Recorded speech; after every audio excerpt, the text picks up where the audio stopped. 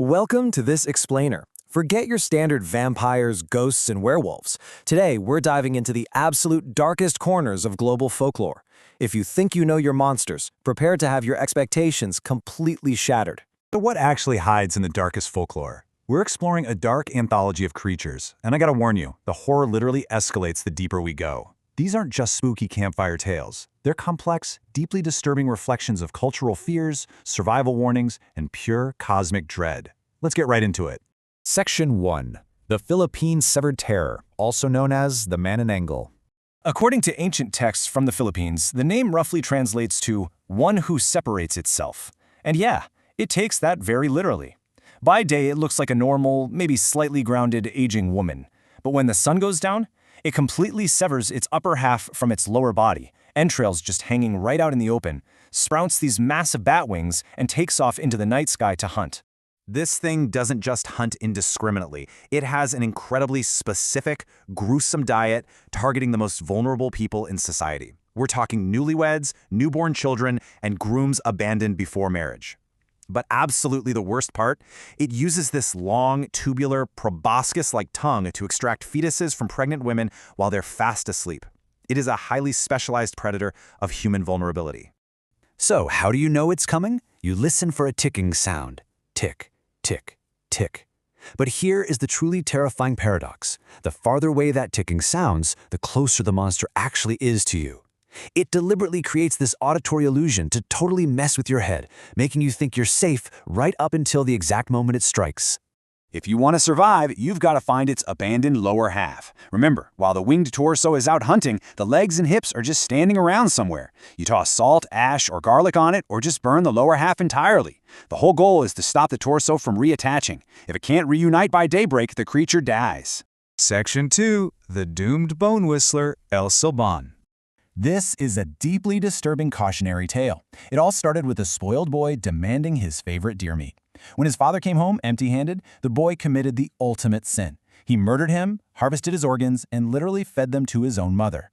When the family found out about this atrocity, the punishment was brutal. They tied him up, whipped him, rubbed alcohol and chili peppers into his open wounds, cursed him to carry his father's bones forever, and then set starving dogs loose on him. And thus, a massive, 6-meter-tall skeletal terror was born. Just like the Manananggal, El Silbón plays a very cruel trick on your senses. If you hear his signature whistling, loud and nearby, you're actually perfectly safe. But if that whistle sounds distant and faint, doom is practically at your front door.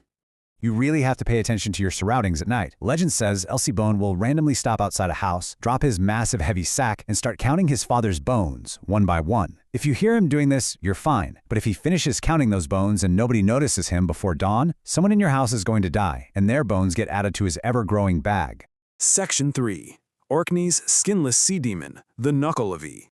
Okay, scaling up the dread here, we head over to the Orkney Islands. We don't really know what this sea demon looks like underwater, but according to historical accounts, its on-land appearance is pure nightmare fuel. A first-hand account from an islander named Thomas described a man's torso fused directly to a horse's back. No human legs at all. And the absolute worst detail? It has no skin. None. You just see thick black blood pulsing through these gross yellow veins. The anatomy is literally monstrous. The human torso has arms so incredibly long they drag right across the ground, holding up a giant head like 3 feet in diameter. Meanwhile, the horse half has a single flaming red eye and a gaping mouth that breathes out toxic vapors. Historians note that back in 1722, locals accidentally angered the beast by burning seaweed to make soap. The Knuckle-a-Vee went on a total rampage, and its breath alone caused massive epidemics, wiped out cattle, and wilted crops across the islands. If this toxic nightmare is ever chasing you, there is really only one pseudo-survival rule. The Knuckle-a-Vee, like a lot of sea-dwelling demons, absolutely cannot cross a border of fresh water. Your only hope is to find a creek or a stream, leap across it, and just pray you make it to the other side. Section 4. The Cosmic Aztec Devourer, Sipatli. All right, now we're zooming out to a true cosmic scale. Sipatli wasn't out there hunting humans. It actually terrorized the gods themselves because it had an insatiable appetite for everything they tried to create. This beast literally had a ravenous mouth on every single joint of its massive body. Think about that for a second. Mouths on its elbows, knees, knuckles, which kind of begs the dark, weird question, if a mouth has a jaw joint, did those joints have smaller mouths? It was just a fractal nightmare of pure consuming hunger. It took the combined might of 4 original gods to finally kill it. One of them even sacrificed his own foot in the epic battle. But they definitely didn't let the carcass go to waste. They literally separated its massive body to forge our entire universe. Its head became the 13 heavens, the midsection became the earth we live on, and its tail plunged down to form the underworld. So we are, quite literally, living on the remains of a cosmic monster. Section 5. The darkest Navajo shape-shifting taboo, the Skinwalker. Bringing things back down to earth, we're looking at a creature so deeply feared by indigenous peoples of the American Southwest that some believers are terrified to even say its name out loud. Forget the silly internet memes, the actual folklore here is incredibly dark. These aren't just monsters, they start out as respected medicine men, healers, protectors of the community. But they become corrupted. They start dabbling in dark magic, using human corpses. And to fully become a skinwalker, this former protector has to commit the ultimate, unforgivable taboo, murdering a close family member, usually a sibling. That ultimate betrayal is what grants them their dark shape-shifting powers.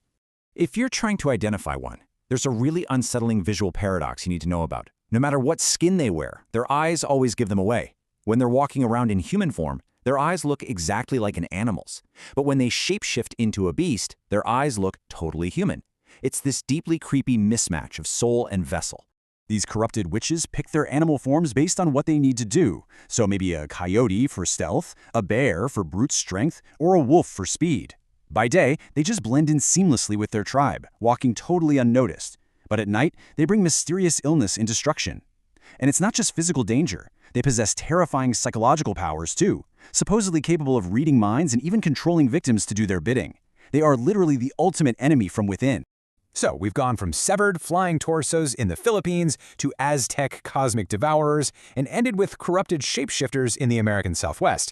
As we wrap up this explainer on global folklore, I've got to leave you with this chilling question. Which of these creatures actually shook you the most? Think about what these myths reveal about the deepest fears of the cultures that dreamed them up. And hey, maybe double-check those distant whistling sounds tonight. Stay curious, and I'll catch you in the next explainer.